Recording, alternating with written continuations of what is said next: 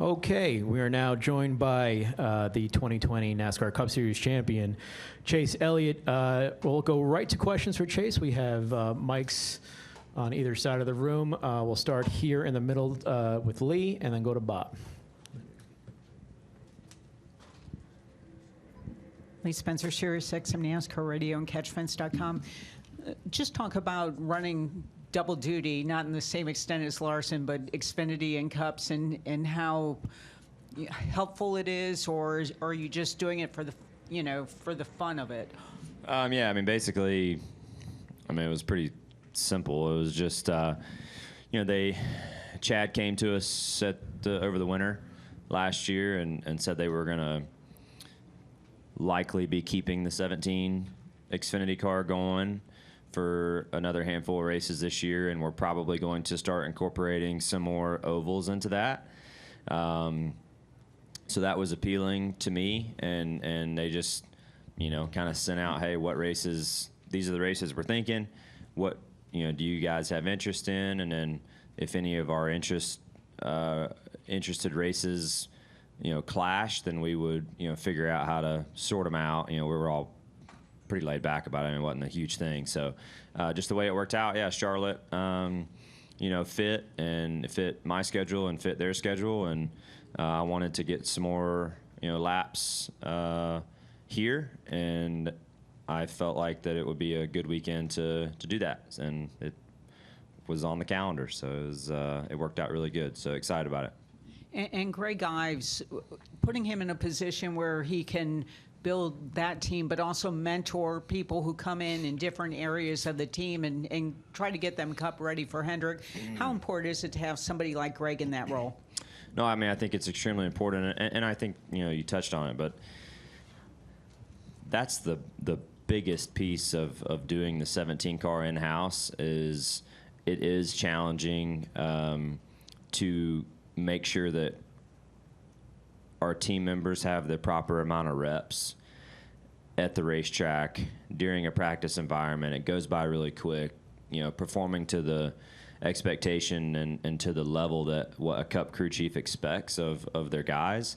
And it's just hard to get those guys reps, if they're new or if we have someone come off the road or, personnel change. So it's a really good opportunity for Hendrick Motorsports to, kind of groom their own people in their own way, have people ready in case, maybe a guy misses a weekend. You have somebody that can jump in and has a little bit of experience and to know what to expect and just how to execute a proper practice and things like that. So that has really been the biggest reason for it, the biggest reason why I think it's continued, and ultimately I think it's a really good decision for for the company to make sure not just the drivers are getting some extra reps here and there, but it's also important for the crew members too as well. Go to Bob here in the middle. Bob Hockris, Fox Sports. NASCAR fined Ricky $75,000 for the punch. That's the most they've ever fined a driver. Is that 75? 75,000. 1,000? Yeah. Wow. Yeah. I heard he got fined. I didn't know it was $75,000. Yeah, $75,000. So I guess I was going to ask if you thought it was appropriate, but I don't know if you've thought about it much. But do you think that's a lot? Yeah, obviously, it's a lot of money. That seems wild to me. Trying to think about what to say, but yeah, that seems like a lot for for that situation. I might, yeah. You gonna fine him, but you gonna promote with it? Like, what we doing? That's a little strange to me. It's just my first thought that comes to my mind is it's a lot of money to fine a guy, but it's not okay, but we're gonna blast it all over everything to get more clicks. I don't really agree with that. Go over here to Jacob.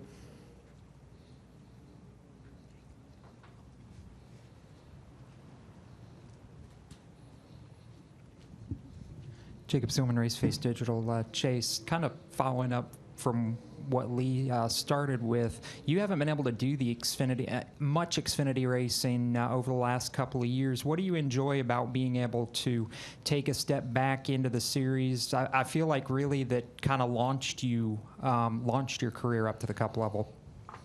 Yeah, for sure. I mean, those 2 years, 14 and 15 were, particularly 14 was, a really big year for me, and just the way the timing all worked out and whatnot. It was really last minute that we even raced full time that year. It was a really good shot. We were just going to run 5 or 6, and I would have been thrilled with that, and everything, just all the pieces of the puzzle fit together at the right time with Napa and everything else. So to your point, yes, 2 extremely important years for my career, particularly 14, and I kind of felt like that was my opportunity,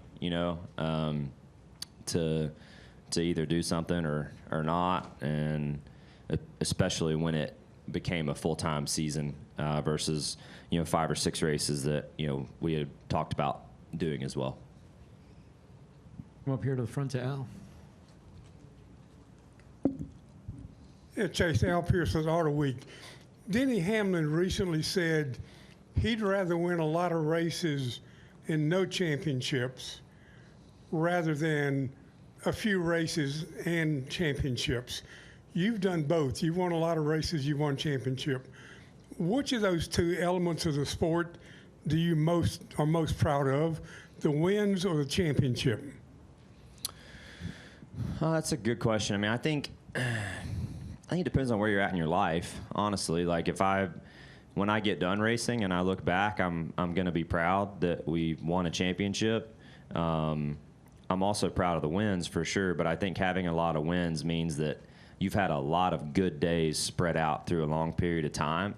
So I just think that general satisfaction that you get from a race win or a day going your way, if those numbers are, if those wins are in large quantities like that, I think ultimately that means you've had a lot of good days leaving the racetrack and a lot of satisfaction and performance and yourself and your team. And I can understand his argument on that for sure, because races happen weekly. A championship only happens one time a year. I think the championship thing is something that probably sticks with you more after you get done in that type of gratification. But certainly being in the moment, being in the heat of the battle, I think winning a lot can certainly make your just overall satisfaction of how you're doing with your job more enjoyable and happier. Any more questions for Chase? We got one in the back, Zach Sterniolo. Zach Sterniolo, NASCAR.com. Chase, with Kyle's experience in Indy, how closely have you been following what he's been doing, and how the 5 team has been reacting to it as well, and how tuned in will you be on Sunday as that race is going on? Yeah, I've tried to keep up for sure. I mean, it's been fun to watch what I have been able to keep up with, and it seems like they've been doing a great job at Indy, and obviously I work closely with Cliff. I hear a lot from him and whatnot, way more than the IndyCar side. So I'm hearing most of it from him, and he's a extremely well prepared guy, and I know he's going to do his part to make sure that his side of the picture goes really well. So I wouldn't be concerned about that at all. If I was Kyle or anybody else. But yeah, I think that they seem to be handling it all extremely well. It seems like just the logistics and the plans and the backup plans and all that stuff with the aviation group and everything else. They're all they're just all top-notch people. At least at Hendrick Motorsports, I feel like Rick does a really good job of choosing the people that work in different departments, and everyone's excited about it. I think it's really cool for everyone involved because everyone is playing a role in making it happen. It's such a team effort to make sure that he can get back and forth and do all the right things. And I think anytime you have an opportunity like that to tie in more people that already work at the company, I think is super healthy because it gives people an opportunity to be a part of something that they might not normally be, on a given weekend, which is fun. Anything else for Chase? All right. Well, good luck this Sunday, Thank you. Chase. Thank you. Appreciate it.